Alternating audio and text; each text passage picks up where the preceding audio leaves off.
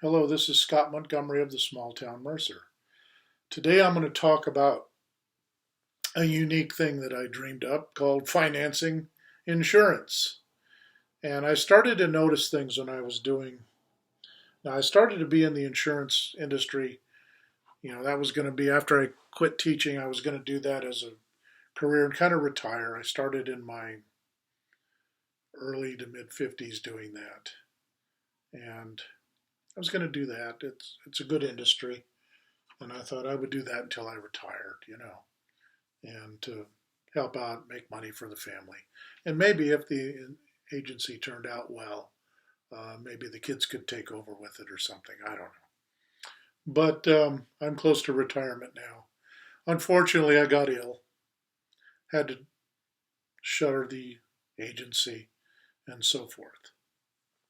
But I've thought about insurance since then quite a bit. I've been in and out of the hospital for 3 years. I'm better now, so I'm able to do things like these videos. So that's a good thing. But I thought about it for a while, and I thought about it, and I said, it's very expensive on the healthcare side. And the reason it is, I think one of the reasons it is because everybody needs it. Because there's a lot of research being done into a lot of diseases. We have a larger population now than we've ever had.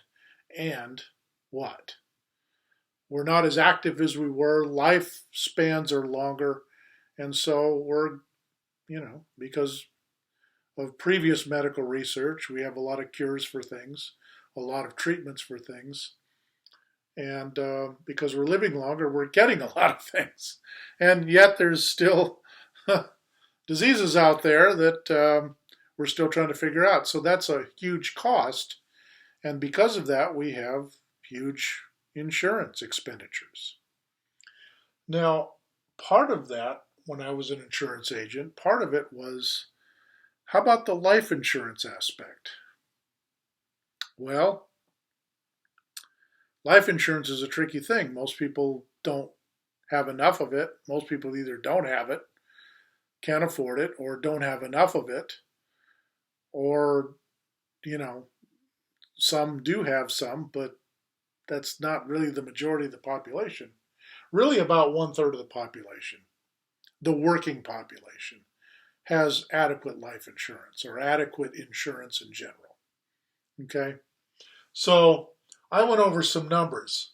So this was a study done in small businesses a couple years ago, and it turns out that in healthcare, the average cost is about $400 a month per person. That's average. Now, if you're young, you're 23, you're not married, you have a single policy, those people generally pay about $125 to $150 a month for decent health insurance. The 400 is the average cost for everybody. That includes married people, older people, etc. Right? Okay. For a small business, and this is small business. This is not all businesses, but a small business. Generally, you're paying $3,000 to $4,000 per year. That's what the small business is paying, right? Or that's what people are paying. That's what small business and the people combined are paying. And so that's about an average, 400 a month is about 4,800 a year. So anyway. And then when you retire, you have Medicare. Is Medicare free? No. It's mostly free, but it's not entirely free. I'm going to be going on Medicare very shortly. And I think I'm going to have to pay I think I have some kind of a deductible $1,470 for hospital stays, and that's per year, which is not bad. And then about a little over $200 for Part B, which is your doctor visits and all that. And then you have to get a supplemental policy for that because it only pays 80%. You have to get a supplemental that pays the other 20. And generally you do that because when you're older, you go to the doctor more than once a year, don't you? Yes. All right then. And then you have to pick up your vision and dental and all that stuff with another policy. Then you have, or maybe an Advantage policy that combines all of them, as well as your drugs. That's Part D. You have to pay for that if you don't have that. So anyway, So that costs you some money. Doesn't cost a lot of money, but it costs you some money. So anyway, but it's not free. So this is a cost. This is a cost. Life insurance, I threw that in there because that has benefits too. You can have a whole life policy that pays you additional income, tax-free when you get older, or you can have term policy in case what happens? You die and you're not 65 or 70. Well, then that pays your heirs, okay? Pays your funeral expenses plus whatever income is missing because you're missing. Okay, so these are all good things, but they're difficult. In our current fiat society, they're very difficult to pay for these things. Okay? If they weren't, you wouldn't see 1/3 of the population having adequate insurance or spending all this money out of their pocket just on health care. And then you have deductibles, don't you? Yes. All right, let me erase this. Now, I'm going to do a case study here. And if I'm going to compare apples to apples, I'm going to have to set aside some ground rules here. So, here are my ground rules. Believe it or not, the average American company and the American worker, and remember I said in an earlier video, there's 156 million of those workers in the U.S. today, right? So guess what? I'm going to take the average person, which is a family, right? You have husband, wife, and children. We'll say 2 children. All right? 2 children, man and wife. So a family of 4. All right? Okay. Guess what they pay? They pay $21,000. Well, actually, no. I updated it to 2021. $23,000. $23,000 a year on health insurance. That's what it costs. $23,000 a year. About $17,000 of it is paid by the employer, in which he gets a tax break, and about $6,000 of it is paid by the individual. Right? Right. All right, then. So, how about insurance premiums? Well, 50 million people, and that's about 1/3 of the workforce, about 50 million. And it's actually 30%, so I rounded it up to 50. I think it's 49.88, something like that. I just rounded it up to 50. So anyway, they're paying a premium for a whole life policy, right? They're paying a whole life policy. And that's on average about $600 a month per person. I think if a man and wife both had it, you would probably have about close to $700 or $800 a month for both if they're young, you know. And at the end of that term, 30, 40 years, whatever, they're going to get benefits paid to them tax-free, right? You know, maybe they have a $500,000 policy, so for life they'll get a few $1,000s a year, several $1,000s a year added to, you know, tax-free, and then coupled with their Social Security, let's say. And this is the fiat system, right? So, but all in all, you're paying about $500 to $600, $1,100 a month, right? If you're doing this. Now, again, if you're in Silicon Valley making $200,000 a year, that's not a big deal. But the rest of us in this country don't make that, so that might be a big deal. Now, what are the alternatives to this? Well, you don't have to have whole life. You can have term. Term is usually about, if you have a man and wife, $50 a month combined, which is not bad. And term is just that, you know, you reach a certain age, it goes away unless you convert it to a whole life policy. All right. So, but that's, if you die, then the other person gets it, right? So 25 a month if you start young, and it goes up a little, I think, every year, but not much. Okay. So that's the current system. Very expensive, right? So I thought to myself, we're in the cryptocurrency world now. Remember, I told you how taxes are going to work in the cryptocurrency world. In my last video, I think, or my video a couple days ago, I told you how we're the bank. We pay taxes to the Treasury now, not to the IRS. We don't have a Federal Reserve anymore. We're generating its cryptocurrency. Let's say we all make ETH. And so I'm going to do ETH. I'm just going to use that because I think it's spendable money.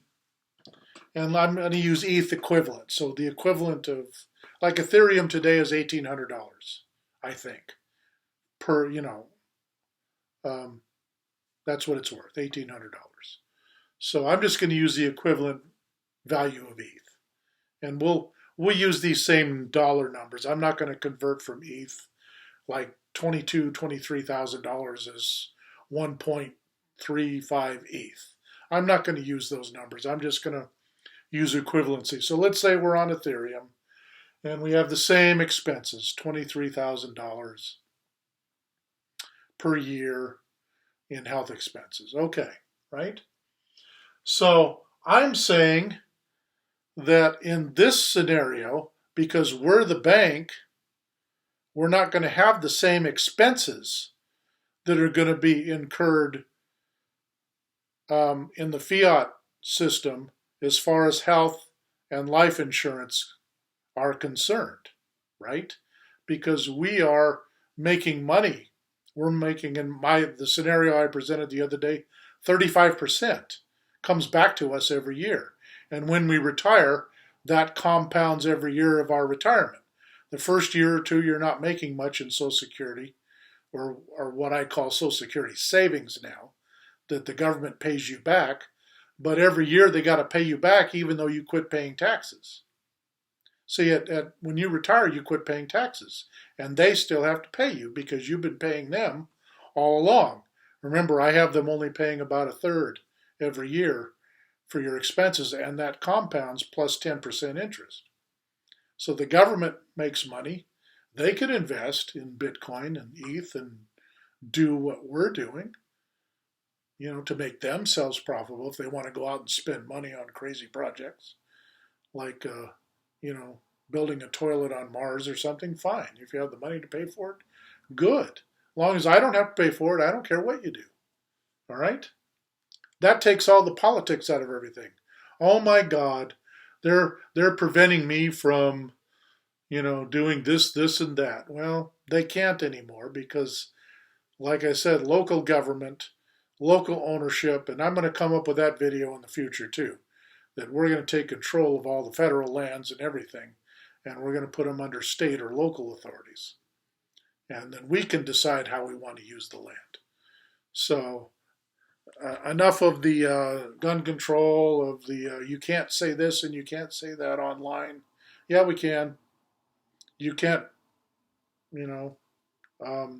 censor me because I own my own protocols online, and everything is my ownership, not yours.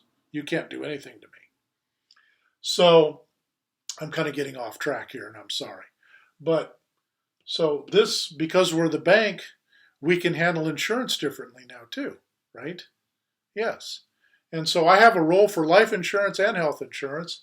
And so I'm combining life insurance and health insurance. And so what is that going to do? That means that now 156 million people not only have health insurance, workers, but they also have life insurance. And they have kind of a whole life policy now. And you're going to say, wow, that's going to be expensive. And I'm going to say, no, it's not. Because I have a scheme. I think it'll work. I'm I'm presenting today the very simplistic version of it, but I think after it's teased out, after it's considered, I think it will work perfectly. And so what am I doing?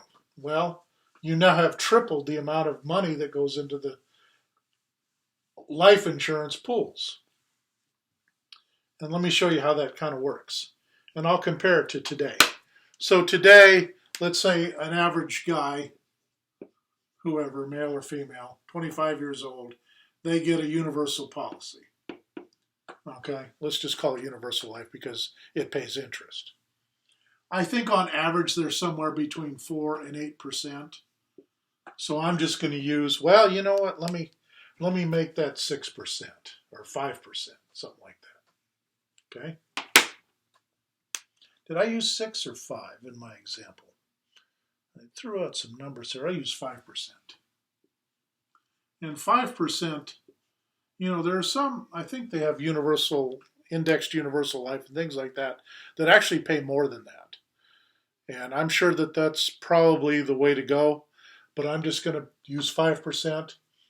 And you're going to work for 40 years, right? Now, here's the thing. Generally, people get insurance now. Virtually everybody gets it through their workplace.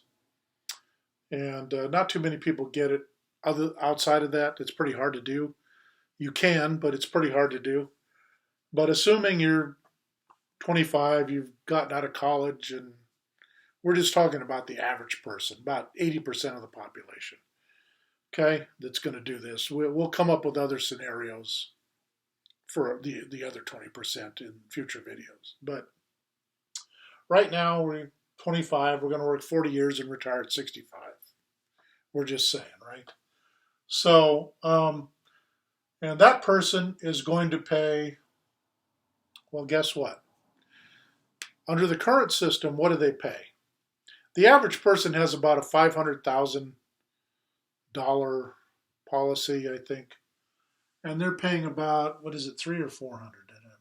What did I say? About 400 a month, 300 a month? I didn't write it down. Sorry about that. Thought I did. I'm going to say 350 a month, right? And then you have the insurance we talked about. Okay? So you're paying $350 a month. And when you retire, you're going to have $7,000, $8,000 a month. Let's say you're doing that. Okay? And you have life insurance and it pays all that good stuff. Okay? Well, $350 a month, that's not even $1,200, is it? No, it's about $3,600, $44,000 a year, something like that. I don't know. Darn it. Wish I'd have written that down. I didn't write it down. What a dummy. So we'll say 36, 48, about $4,200 a month. Well, yeah, a year. $4,200 a year. Okay? So you're paying that. You're spending about, what did I say, $6,000 a year on your insurance? Well, guess what? Your employer's spending $17,000. Why don't you just take all that money now and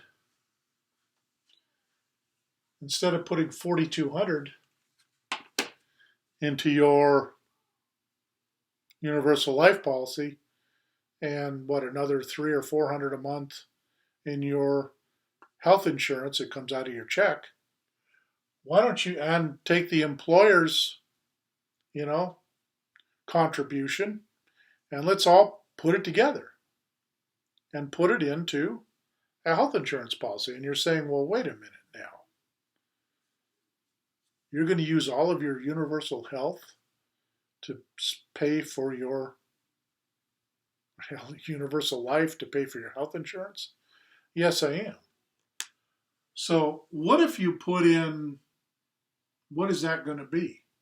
About $23,000 a year. And if you want to contribute to it, maybe let's say you don't want to pay $4,000 a year. Maybe you want to put $2,000 a year, right? Instead, which is about $200 a month. So you contribute to that. So you can up it. And now it's 25,000 a year. So what's 5% of that? I'll do a quick calculation here on my calculator. 25,000 times 5%, 1250 a year. All right, 1250 a year. So you add another 1250 to that. All right. Now that gives you what? 26,250.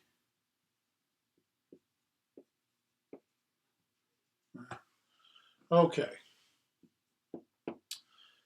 So you're a 25-year-old, and all told, between you and your employer, and you contributed, you're paying, and you're getting 5% interest out of your policy. First year they give you 1250. Normally in a universal policy, the first 4 or 5 years, you hardly have any cash value. You know why? Because you're only paying a couple, what, $1,000 or $2,000 a year, something like that, in your policy. So it doesn't accumulate much. It's like, what if you, after 3 years, you spend about $5,000 on your policy, and okay, I want my interest, I want my $7,500 back, and cash it out. Well, the insurance company's not going to make any money. It takes time to make this money up, right? But suppose you dump in 25,000 the first year. Now, let me show you how this is going to work. How often is a 25-year-old going to use his medical services, his or her medical services, huh?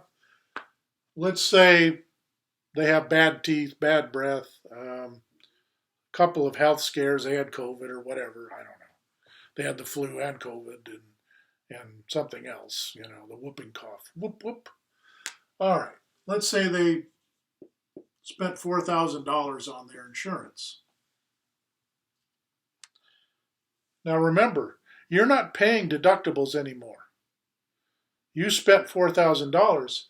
It comes straight off of this. So that's going to make this $22,000, right? $250. Now you can work the insurance either way. You can pay for it this way and make it $21,000, and then add the 5% to that, and the 5% will probably be something like $20,000. It's about 5% of that is about $2,000, something like that. I don't know. 22,000, no, 1,000. So it'll be about $1,250. So you could make it 21, 22. Yeah, it's about the same. So that's how you can do with it that way. Now, you get older, you're 50, and you have kids, and, family of 4 type thing. Now remember, you already had kids. You're 25, you got married, you have a 3-year-old and a 1-year-old. Now your kids are 18, and, you're 50 years old. They're whatever. Or let's say you're 45 years old. So you got one kid that's about maybe 20, the other one's 18, okay?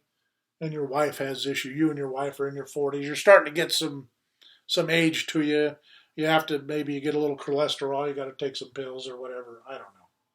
So now you're paying about $8,000 a year. Well, you've worked 20 years now. Now, I'll get to that later. So now you've worked all this time. How much money do you think you're going to have? Now let's say you didn't use any insurance. Let's say you're the healthiest guy in the world. You never went to the doctor or anything in 40 years. You're going to have about 1.2 million to 1.4 million. Could be $1.4 million accumulated in your policy. Whereas before you were only having, like the old $500,000 policy, you were spending about $250,000 in 35 years, 40 years. And over time it accrued interest, so it's worth about $500,000. And then as you start taking that universal life, it decreases every year. And then you still have a little bit of a funeral and death benefit if you live to your 95. But, not much of that. You actually make out if you live longer. Here, instead of 250,000, you've paid about that much. I think it's 1.2 million. And what about the interest? Well, if it doubles like it would for 250,000, it would be up to about 500,000, or maybe even 275,000 would be 500,000. This is now worth 2.4 million or 2.8 million. Okay? That's if you didn't spend anything. But chances are you're going to spend about 2, 3, 4,000 a year, and then when you get into your 60s, maybe you go to the hospital a couple of times, maybe more. Well, that all comes off of that. But at the end, when you retire, you take the policy with you because you own the policy. If you leave jobs and go to another company, they contribute to this as well. And so you basically leave off, like if you work 5 years there and you've got, I don't know, 100,000 saved up, right? You take that 100,000 with you to the next company, they start contributing to it. Your former employer doesn't, but they still contributed to it. Because I would think that most policies, I know it's confusing for the employer because now they have several different policies for several different people. But if they're just contributing to it, it really doesn't matter because they have a price set and that all factors into their salary. Okay? So that's how that's handled. I know that's complicated, but anyway. So let's say you retire and you've got about $1 million. So you spent a lot of money and over the years, but you made your interest. Because remember, you're still making interest. It's still a universal policy. Let's say you have 1.1 million when you retire. You have 1.1 million, not 500,000. That better? Cost of living doesn't go up as much because you're in the cryptocurrency system, right? Anyway, that's a whole lot better. And we don't have that Medicare expense anymore. You keep your policy for life. So you're using this policy. You're still getting paid, like I said, from the federal government and the Social Security Savings Program. And you've had investments and you've had all that going also. And you have this cost. And this is what you have. This is what you have in your health policy. And by that time, guess what? Those two kids are gone. They have their own policies. This is just you and your wife, or maybe she has one too. Maybe you got 2.2 million. And so you can use that on your medical expenses. And since it's a life policy, you can also use that to do what? They stop paying you, so now they pay you out. You can have also an income as well. So you see how that works? That's a much better system. Again, I simplified it an awful lot. There's a lot of other things that have to be factored into this. You know, the profitability of the insurance company and what have you. That has to be factored into it. And there are other issues I'm not addressing that are going to come up as well. But by and large, you're going to be fairly close to these numbers. You know, the insurance company pays the employer and you pay the premium. The employer pays most of it, just like today, right? However, you keep the policy. The employer gets the tax breaks. You know, if there are tax breaks, if you need them, like I said, you're getting paid. Maybe they'll get paid more money back when they pay taxes.